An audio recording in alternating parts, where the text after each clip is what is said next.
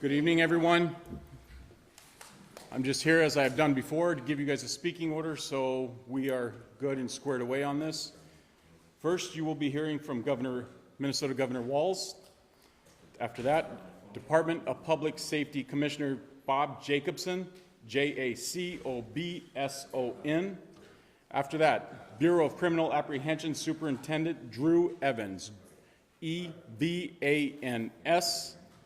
After that, you'll be hearing from Brooklyn Park Police Department Chief Mark Bruley, Mark Bruley, and then State Patrol Colonel Geiger, Geiger. Yep. I'm sorry, I'll get that for you. Lieutenant Colonel Geiger from the Minnesota State Patrol. Yep. Yes. Jeremy. J-A-R-E-M-Y. What was that?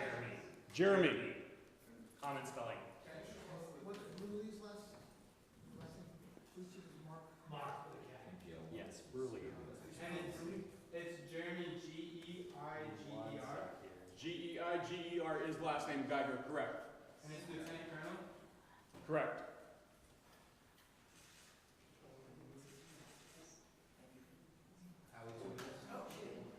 No, less.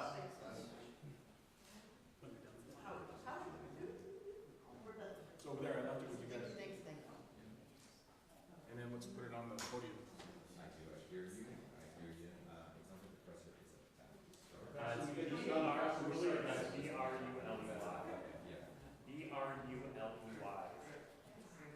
I need another one. Do we have another one, Todd? Yes. What's that? Do we have another one? Jake has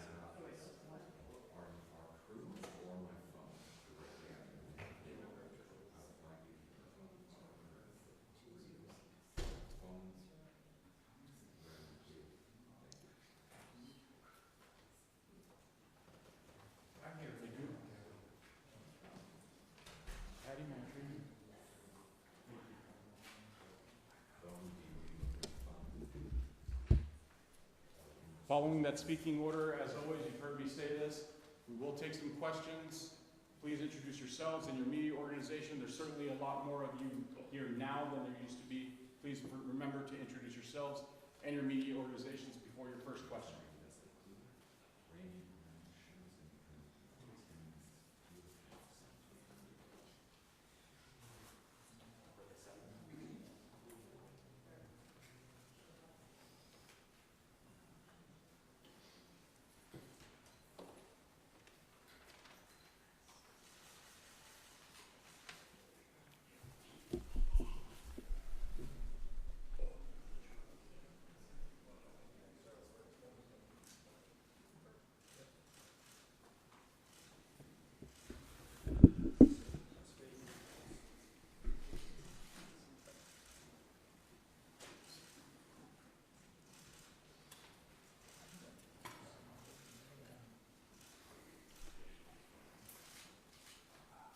Good evening.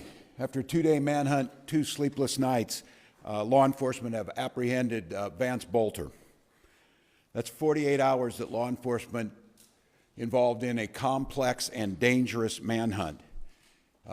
Spent Father's Day away from their families to deliver justice for Melissa and Mark Hortman and their children who spent this Father's Day alone. To the law enforcement who stand here and the hundreds who are involved in this, the state of Minnesota owes you a deep debt of gratitude. Thank you.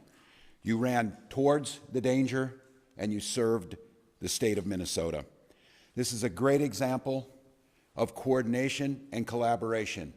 Multiple agencies, federal, state, and local, coordinating together in a way to protect the public and close this hunt around. Multiple agencies were there as FBI laid hands on it and Minnesota State Patrol put the handcuffs on. One man's unthinkable actions have altered the state of Minnesota. Melissa Hortman was the core of who our values were. She had a hand in so many things that happened. The building that we stand in, she helped usher through. so that we could respond from the State Emergency Operations Center with the professionalism and giving the tools necessary to law enforcement to do their job. To Melissa and Mark's family, I cannot fathom your pain and the grief that you're going through. We'll take solace in the memory and the work that Melissa did, and you can rest assured that we will put every ounce of effort that the state of Minnesota has to make sure that justice is served and the individual responsible for this serves the time for the unspeakable act. State grieves with you. To John and Yvette Hoffman, the latest news is Senator Hoffman came out of his final surgery and is moving towards that, towards recovery.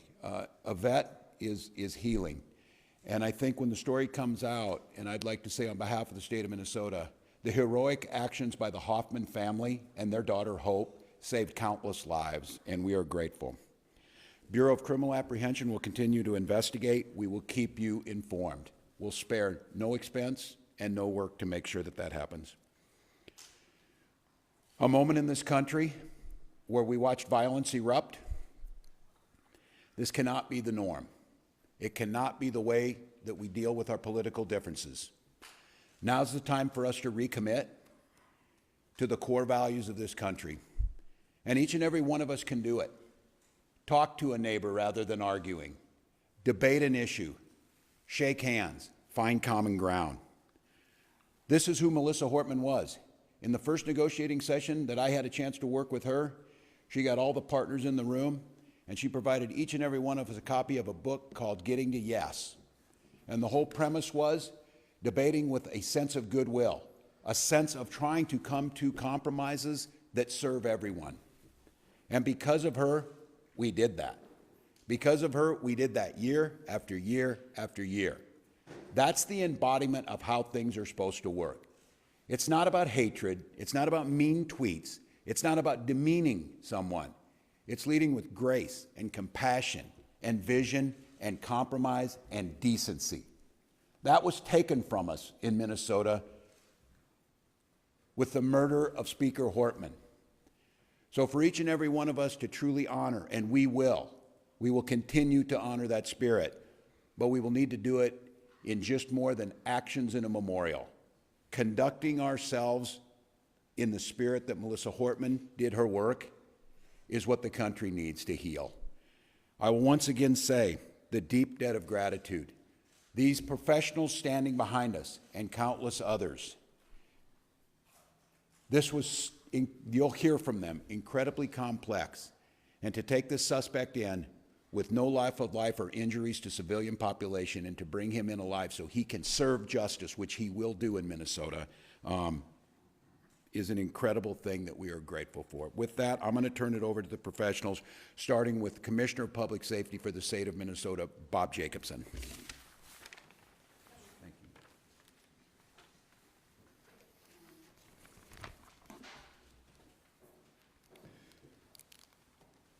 Good evening. It's good to see you all here tonight. Thank you for coming in. My name is Bob Jacobson. I'm the Commissioner of Public Safety. And again, it's my honor to serve in that position. First of all, I want to thank all of the law enforcement agencies that have been working tirelessly over the past 2 years since the shooting at Senator Hoffman's home. The coordination between state, local, and federal law enforcement partners is the reason we are here tonight, and the suspect is in custody. Boelter exploited the trust our uniforms are meant to represent. That betrayal is deeply disturbing to those of us who wear the badge with honor and responsibility. We want to thank community members across the state for their support, for their tips, and their information. And I want to thank Governor Walz for his continued support through this very difficult time. With that, I will pass this off to Superintendent Drew Evans of the BCA. Thank you. Well, good evening, everyone. My name is Drew Evans. I'm Superintendent of the Minnesota Bureau of Criminal Apprehension. As was noted and was previously described, Vance Boelter was taken into custody in Sibley County. We were with you earlier today when we provided information about the manhunt and the myriad of law enforcement that have come together working in partnership so that this evil cannot be continued. The first step in a case like this is that we take him into custody, and then the work will continue and begin to make sure that we have all the evidence we need to ensure that he is held accountable for his crimes. Please bear with me, but I think it's important because it has been noted by the governor, just to give you some background on the teams that were down there, and I may even be missing some in terms of this because there were law enforcement partners, not just from the Twin Cities, but across the state of Minnesota that came together. From the Brooklyn Park Police Department, the Tri-City SWAT Team, Eagan Police Department, Burnsville Police Department, our South Metro SWAT Team, the FBI, ATF, United States Marshal Service, State Patrol, Washington County Sheriff's Office, Ramsey County Sheriff's Office, the Richfield Police Department, St. Paul Police Department, Bloomington Police Department, Sibley County. We had Riverview Medics, Green Isle Fire Department, and Lifelink in the area, in addition to Prior Lake, Crow River SWAT, and the Hennepin County Sheriff's Office. And again, I may have been missing, and I apologize to my partners for that we do that. I share all of that for you because that's the commitment when this sort of evil is in one of our communities, that law enforcement comes together to put all of their resources together to make sure that that person is taken into custody. That is so that people across the state of Minnesota and legislators that were targeted in these attacks and that may have been listed can breathe a sigh of relief as quickly as possible as we came together in an incredibly complex set of circumstances in that. He was arrested, as you saw earlier this evening, in the area of 35600 block of 200th Street, Green Isle. What happened in that is, as we noted, there was a manhunt going throughout the day in that area that we've discussed previously, and there was information provided that he was seen in the area. When that information was provided to the investigators that were conducting the ground search, they converged on the area with a number of SWAT teams with the assistance of the Air Wing from Minnesota State Patrol. And we'll provide a few more details about the end of coming into custody in a little bit, but he was taken into custody at that time. He is in custody, and a reminder for anybody that was not, when we've previously said that, taken into custody under a state criminal warrant. That information will be made public, if it is not already, detailing the complaint that he is charged in the cases at this time with the murders of Speaker Hortman and her husband, Mark Hortman, also with the shootings in John Hoffman and Yvette Hoffman for those crimes, and we'll be moving forward. We are also in contact with our federal partners, both the FBI, United States Attorney's Office, who are examining whether or not additional charges should be brought at the federal level related to this at this time. There's a lot of investigation that continues, and I'm going to turn it over to Chief Bruley to provide some comments on this and the work. I just want to tell, certainly for the communities of Champlin, City of Brooklyn Park, you both have incredibly professional police departments that work day in, day out and tirelessly in this situation to bring justice and work towards that, not only for the families and the loved ones and the community that are impacted, but for the entire state of Minnesota. And our teams are incredibly proud to work alongside them and all the law enforcement partners. And so with that, I will turn it over to Chief Bruley for some comments on this, and the work will continue in partnership with them and others moving forward. Chief. Good evening. I'm Police Chief Mark Bruley, Brooklyn Park Police Department. Just a few comments. One, I'm very proud to tell you that we took the suspect into custody who was responsible for this. That was within 43 hours of the incident. There's no question that this is the largest manhunt in the state's history. Just down at the scene where he was taken into custody, there was 20 different SWAT teams over an extremely large area hunting this individual down to take him into custody. I believe that the state of Minnesota and certainly the city of Brooklyn Park should be extremely proud of the police officers within the city of Brooklyn Park, but the partnerships that we had are unprecedented between the federal agents, the county, the locals, and others around. It is absolutely an incredible task what went on. Essentially, the Brooklyn Park Police Department was turned over into an operations center, and that's all that hundreds of detectives worked on tirelessly for 43 hours. So while this has come to some conclusion where we've made an arrest, there is a ton of work that needs to be done. So I encourage community members, if there's evidence, information, or other things, please continue to feed that information to the Brooklyn Park Police Department so that we can fully investigate this and present a complete case to both the federal jurisdiction and the Hennepin County Attorney's Office. With that, I'll turn it over to the State Patrol. Good evening, everyone. My name is Jeremy Geiger. I'm the Lieutenant Colonel with the Minnesota State Patrol, the Assistant Chief. The Minnesota State Patrol, along with countless other partners, were responsible for this arrest. The collaborative effort, I cannot stress enough how outstanding that was, helped ensure the suspect's arrest did not result in the injury of any law enforcement that was down there and in the area. We had special response teams on the scene near 200 streets in Sibley County. Several partner law enforcement SWAT teams positioned to form a perimeter at that point in time. The State Patrol also provided the air support that was talked about earlier today. The suspect crawled to law enforcement teams and was placed under arrest at that point in time. There was no use of force by any member of law enforcement that was out there, and the suspect was taken into custody without any use of force. Thank you.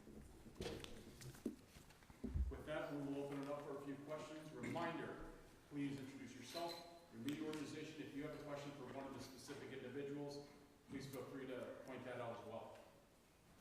Vance Boelter with NBC News. Can I ask anyone up here who can speak to it, did the suspect make any key mistakes that you feel like led to his eventual capture? You know, the question is were there any key mistakes? We certainly, at this point, there's a lot of information we can't share right now. In this, what I will tell you is there are some incredibly dedicated law enforcement personnel, criminal intelligence analysts that were out working day in, day out, working together. And what I will tell you is that the public certainly is always of his assistance to us in law enforcement, and incredibly diligent people in the area that provided us the assistance that we needed to get our teams that were already down there that last piece over. But they were certainly in the area and working diligently together on that. One's going to be one at a time, guys.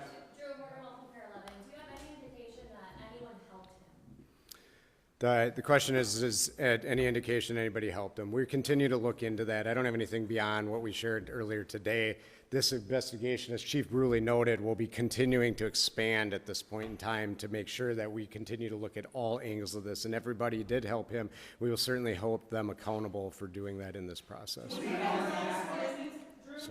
Broadus from NBC News. Can you tell us how the Hoffmans helped save lives, and what did the suspect say when he was taken into custody? The question was how the Hoffmans helped save lives, and what did he say? I don't have the specific. And then what did he say when he was taken into custody? I don't have the specifics on what he said when he was taken into custody. You know, we're incredibly grateful that the Hoffmans are still here with us at this point in time, and that they will be hopefully on a continued path to recovery, and that they will provide us the information. We've been able to talk to them today, and they will be providing key information to us as part of this investigation moving forward. Sir, can I ask you from CBS News, did the suspect have a phone with him when he was caught? Was he tracked in any way, or was it just sightings and tips? At the end, the question is, did he have a phone with him? I don't have the specifics on everything that was with him when he was arrested at this time. I will say he was armed, and that he came when he was taken into custody, but we'll be sifting through all of that information from there. What's that? I can't on the weapons at this time, so Paul. Just kind of elaborating on sort of the Hoffman question. To me, the encounter at Speaker Horton's house with, I believe, the Brooklyn Park Police, there was a gunfire there. The fact is, you then have to abandon that vehicle with several weapons. We now see the unsealed criminal complaint. How significant was that in preventing any further tragedy and ending it with him on the ground in Sibley County? Yeah, the question is, again, expanding on the Hoffmans and providing addition. What I'll tell you, Chief Bruley mentioned this yesterday, and his police officers going to check proactively on Speaker Hortman's home at that time.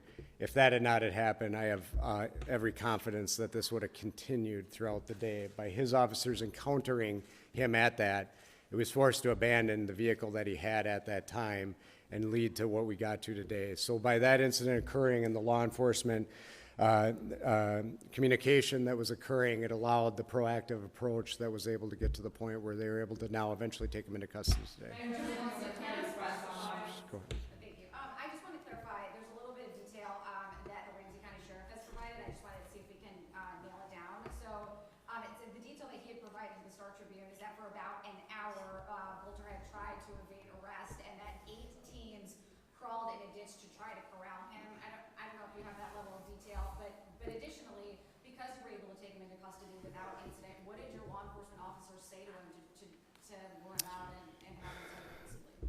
So the question is about the teams and then what was done to get him into custody. So we don't get into operational details for the safety of our law enforcement going forward in terms of what it is. But what I can say is the incredible teamwork that was done and the large number of law enforcement certainly put us in a position where they were able to maneuver into this area to safely put him in a place where, you know, I don't know what was going through his head and I wouldn't speculate, but they have incredibly professional teams that are trained on this and how to take somebody into custody, and they provided the commands and he gave up peacefully. Superintendent Jonah Kaplan from WCCO and CBS News. First, if you can just speak personally for you and all your colleagues. I imagine this is a relief for a lot of you. Can you talk about what it means to you personally to have this done? Only a few hours ago, you weren't sure if he was in the state, let alone in the country. The question is the relief for all of us. I mean, the relief for us in law enforcement is we feel an incredible amount of pressure to bring a person into custody, to bring safety to the community. These professionals behind me and their teams, this is what they do. This is what they get paid to do, and they're honored to do the work on behalf of Minnesotans every single day.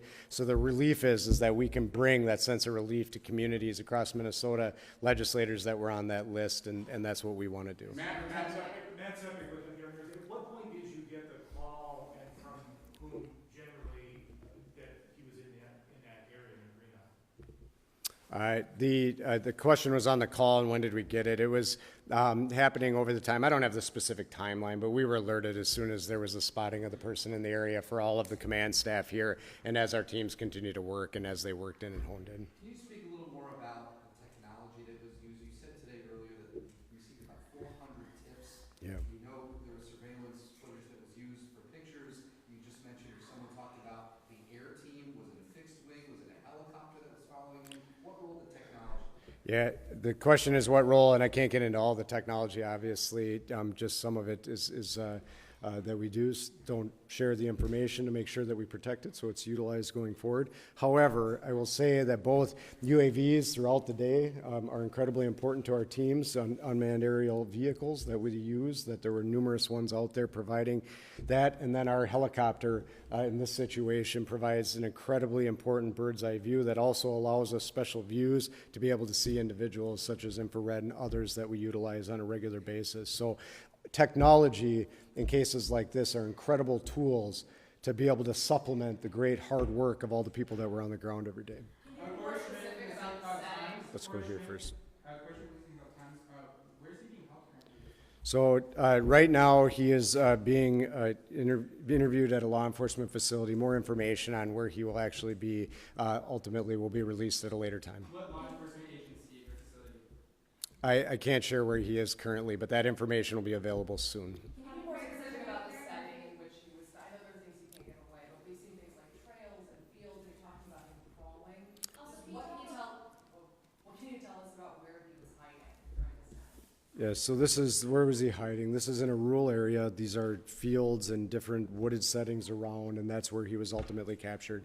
Sibley County is, a rural county in the state of Minnesota, and so it's what a lot of that streams, fields, woods, crops, and so where he was ultimately taken into custody was in a field. Did the infrared technology help find him, identify him from the air? I don't. The commissioner had mentioned some of that earlier. I wonder if that's something that helped. Yes, absolutely. It assisted previously, and they were out there. The helicopter was out there before the sun went down. But after that happened, yes, that technology did come into play. How long did you know that he was there? I'll turn that back over to the superintendent here too, but I don't think that that information is available right now.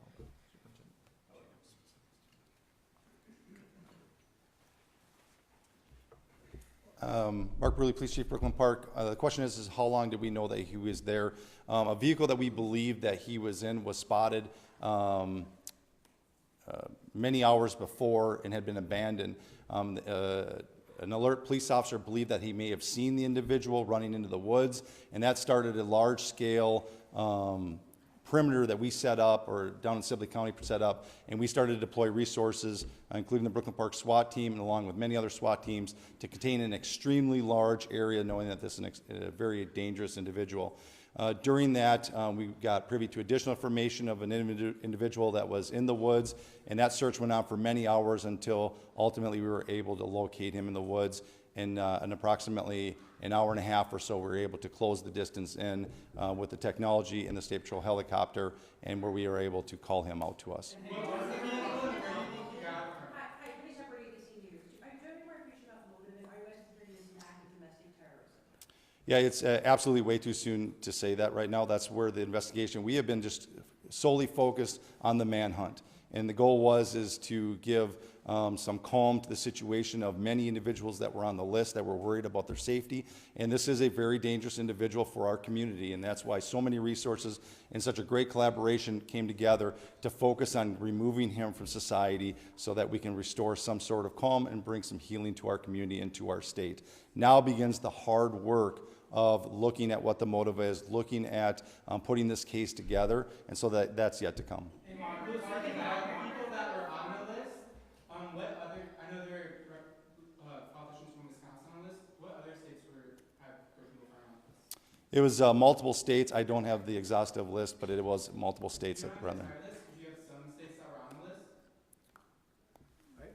We can, there's a few, I don't want to say it because it won't be exhaustive, but you know, Wisconsin, Illinois, Michigan, some others that were on there. There was a variety, Nebraska, Iowa, we've had contact. What I will tell you, and I will not get into any more specifics beyond that, we are in coordination with our federal partners and our fusion centers in those states to coordinate with local law enforcement and the FBI in those states and the state fusion centers that are there to be able to provide that information and notify those individuals that they were on that list. Are you concerned that there's other people out there that could have been working with them? The question is, are we concerned there's other people out there that could be working with them? We will fully explore that. I've said on this, we are relatively confident, we are confident that the violence that he committed and the murders he committed and the attempted murders, that he conducted that activity alone. We will be exploring if there are any broader network. We have not uncovered any of that at this time, but that will be part of our investigation, and we will fully explore that. So thank you. Thanks. Thank you. We can go. Thank you. Thank you. Thank you, everyone.